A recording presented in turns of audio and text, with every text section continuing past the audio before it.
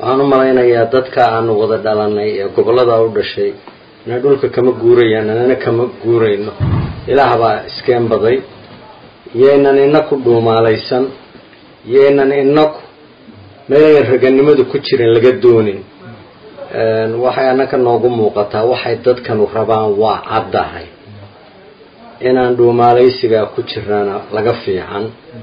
hadday noqonayso in la wada hadlo oo loo wada hadlo maamul anigu saasha ku soo koobaya haddii maamulka iyo dadkooda dhaqanka iyo shacbigooda ay rabaan arrimaha inaga dhaxeeya dhulkeena waa isnaqaanaa oo waa la kala leeyahay oo waa la kala lahaan jiray oo waa la kala lahaan doonaa waxay ku habboon tahay in sidaa ay u caddahay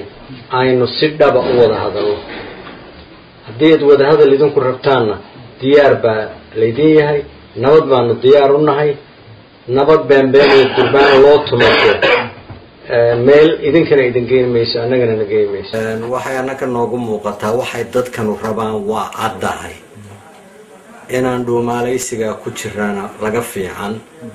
hadday noqonayso in la wada hadlo oo loo wada hadlo maamulka la yidhaaho Khatuma State of Somalia iyo maamulka Somaliland waxaan ka qabnaa ma jirto shabaada ay ku hayaan dadka shacbiga dhulka ku nool waxaanu leenahay xaqna maaha mana la sii wadi karo dantiinuna idinka laftiina dantiina ay ku jirin haddii markaa su'aashu ay tahay aan wada hadallo waa